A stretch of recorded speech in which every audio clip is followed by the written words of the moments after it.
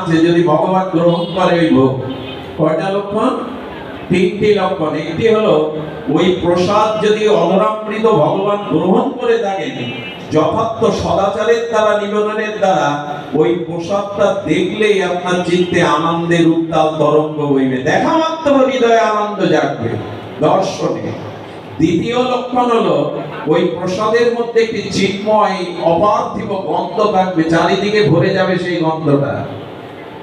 শ্রী গোবিন্দ রাধারানী যদি কোনো প্রসাদ গ্রহণ করেন ওটা দিব্য চিন্ময় অপার্থিব গন্ধ থেকে আসবে। আর তৃতীয় লক্ষণ হলো ওই প্রসাদ গ্রহণ করলে দেহে অলসতা, নিদ্রা আসবে না, ভজনে স্পৃহা বাড়বে, ভজনে অনুরাগ বাড়বে। এই তিনটি লক্ষণই হলো ভগবানের প্রসাদ। তো যখন ওই প্রসাদ পেয়েছে জগন্নাথের, ওদের চিন্তে আর ক্লান্তি নাই, আর কোনো নিরানন্দ নাই। সুধীবৃন্দ, জগন্নাথ পান্ডাকে বলে দিলেন আমার বন্ধু মহন্তি তার বৌঠানকে নিয়ে আর পুত্র সন্তানদের নিয়ে এসেছে, এখানে ওর ঘরের জায়গা করে দাও, এইখানেই ওকে সমস্ত ভরণ পোষণের দায়িত্ব আজ থেকে আমার। কে বলে তিনি দায়িত্ব নেন না? কে বলে তিনি সাড়া দেন না? আপনাদের মনে পড়ে জগন্নাথের মন্দিরের সামনে ওই যে ছাতার মতো একটা ছায়াতলে পান বিক্রি করতো একজন। সে নিজেকে মূর্খ অজ্ঞানী মনে করতো, জগন্নাথ মন্দিরে যেতে পারতো না, দূর থেকে জগন্নাথকে দেখে বলতো একটা পান যদি সেজে তাকে কখনো সেবায় দিতে পারতাম। পারো না জগন্নাথ, আমার যাওয়ার ক্ষমতা নেই, সদাচার নেই, তুমি আসতে পারো না। এই নিবেদনটা অনেকদিন ধরে মনে মনে জাগিয়ে রেখেছে। একদিন কি ঘটলো জানেন? রাত্র দ্বিপ্রহরে বলদেব এবং জগন্নাথ স্বয়ং ওনারা দুইজন কিশোরের রূপ ধরে এসে ওই তাঁবুর মধ্যে ঢুকে পড়েছে। যেই ঢুকে পড়েছে তাঁবুর মধ্যে উজ্জ্বল আলোয় ভরে গেছে চারিদিকে। কে তোমরা? বলে আমাদের পরিচয় পরে হবে, তবে শোনো আমরা লুকিয়ে এসেছি, কাউকে বলো না। আমাদের দুই ভার খুব ইচ্ছা তোমার হাতে দুটো পান পায়, এই না হলে জগন্নাথ দুটো পান সেজে দাও না। ওদের দেখেই ওনার চোখ বড় বড় হয়ে গেছে, গায়ের লোম শিহরিত হচ্ছে, হৃদয়ে আনন্দ। কে তোমরা? বলো আমাদের পরিচয় পরে পাবে, দাও না। দুটো পান সেজে দিয়ে গাল রাঙা করে বললেন আবার কাল আসবো, তোমার পানের স্বাদ অনন্য। এইভাবে 3 দিন আসতে গিয়ে কি ঘটলো জানেন? প্রতিদিন সকালবেলা জগন্নাথের মন্দিরের সামনে বড় একটা দর্পণ আছে, ওই দর্পণে কাষ্ঠ দিয়ে, নীল বা বকুল কাষ্ঠ দিয়ে জগন্নাথের দাঁত মাজা হয়। সাক্ষাৎ বিগ্রহ কিনা, দন্তমার্জন করা হয়। আর কি দিয়ে জানেন? আয়নার মধ্যে জগন্নাথের বদন দেখা যায়, ওই আয়নার উপরে স্নান অভিষেক বা দন্তমার্জন কাষ্ঠ দিয়ে। ওর একটা কাঠি তো হরিদাসের জন্য মহাপ্রভু পুঁতে রেখেছিল, যেটা সিদ্ধ বকুল নামে খ্যাত দন্ত কাষ্ঠ। তো ওইভাবে যখন দন্ত মার্জন করতে গেছে, তাকে পানির লাল হয়ে গেছে দাঁত আর গাল। 3 দিন ধরে পান খাচ্ছেন, তো লাল হবে না গাল? আমরা তো এখানে অন্য কিছু দেই না, জগন্নাথের গাল রাঙা টকটকে হয়ে গেছে, অধর টকটকে হয়েছে। কারণ কি? পরের দিন একই দৃশ্য, রাজাকে সংবাদ দিল মোল পান্ডা এলো। আরে জগন্নাথের গাল লাল কেন, এত টকটকে কেন?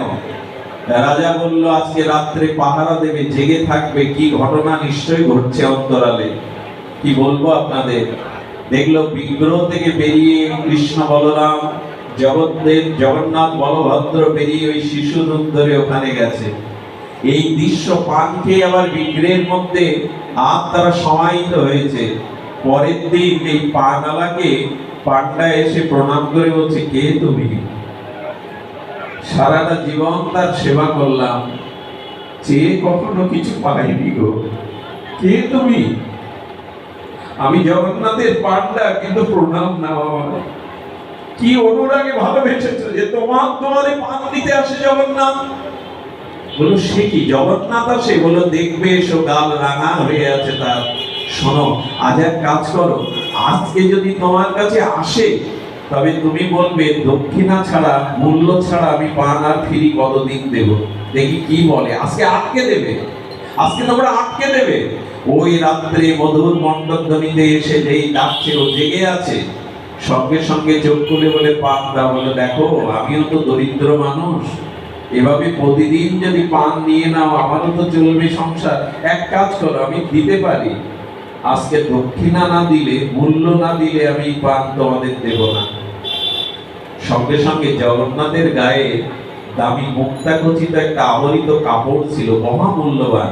ওটা দিয়ে বলছে, আমাদের কাছে তো পয়সা কড়ি থাকে না, এটা দিয়ে, এইটা নিয়ে তুমি পান দুটো দাও। সেদিন সেই কাপড়টা রাজা দেখতে এলো। পান্ডারা সকালে বলল, ধন্য তুমি, ধন্য, জগন্নাথই তোমার কাছে এমনি করে পেয়ে গেছে। সেই দিন থেকে জগন্নাথের নির্দেশ হলো, ভোগে একটা করে পান সাজিয়ে দিতেই হবে। আজও তাই সেই নিয়ম। ছোট্ট একটা ঘটনা বলেই আমি লীলা বিশ্রাম করছি, যে লীলাটা না বললে অসম্পূর্ণ থেকে যায় এই রথমহ মহোৎসবের জগন্নাথের লীলা। আমি 2 মিনিটেই বিশ্রাম করছি, ধ্যান দিই। সেটি হলো, মাধব দাস বাবাজি একবার পুরীতে গিয়ে ভজন করছিলেন, আর নদী নয়, সাগরের তীরে, বালুর তীরে বসে 3 দিন ভজন করতে করতে তার ক্ষুধা তৃষ্ণার কথা মনেই নেই। জগন্নাথ লক্ষ্মীকে দিয়ে বলেছিলেন, লক্ষ্মী, আমার মাধব 3 দিন ভজন করছে, ভজনানন্দে তার ক্ষুধা তৃষ্ণা ভুলে গেছে, কিন্তু আমি আর দেখতে পাচ্ছি না। ওই স্বর্ণথলটা আচ্ছা লক্ষ্মীকে দিয়ে পাঠাচ্ছেন, অন্য কাউকে দিয়ে না। ভক্তের প্রতি ভগবানের কি দরদ। ওই লক্ষ্মী থালাটা রেখে গেলে সকালবেলা পান্ডারা স্বর্ণতলা চুরির দায়ে এই মাধবকেই এসে ধরেছিল। মনে পড়ে আপনাদের? পিলারের গায়ে বেঁধে অনেক চাবুকের আঘাত করেছিল, যে জগন্নাথের থালা চুরি করেছে তুমি, কাঙাল ভিখারি।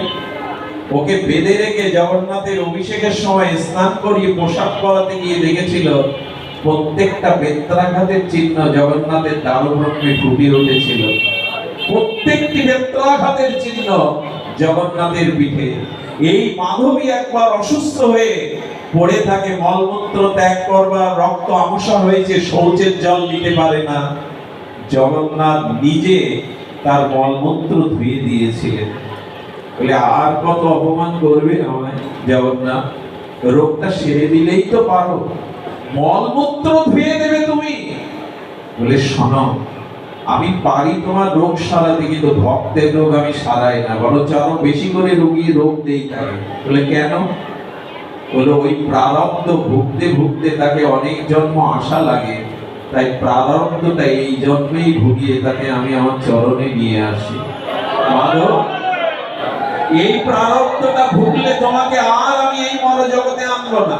আচ্ছা, আমি এই রোগটা তোমায় রেখে দিয়েছি কেন জানো মাধব? সারাটা জীবন আমার সেবা করেছো, এই রোগ না হলে আমি যে তোমার সেবার সুযোগ পেতাম না। আপনি একবার ভাবতে পারেন, কোথায় জগদীশ্বর মলমূত্র ধুয়ে দিচ্ছেন মাধবের অঙ্গে।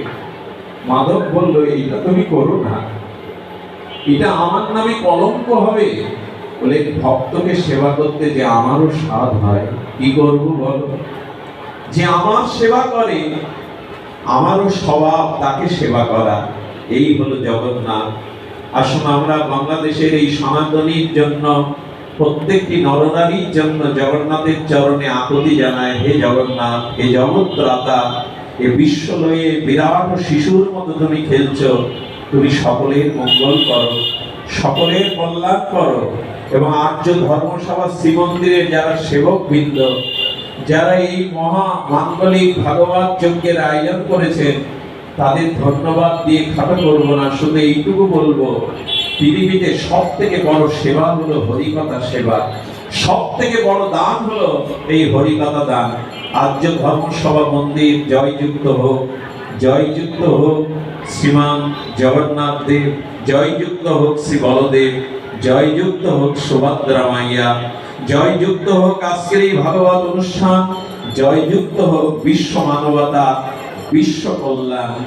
জয় শ্রী গুরু প্রেমানন্দে গৌর হরি বল। জয় শ্রী রাধে। আজকের মতো ভাগবত এখানেই বিশ্রাম। জয় শ্রী রাধে।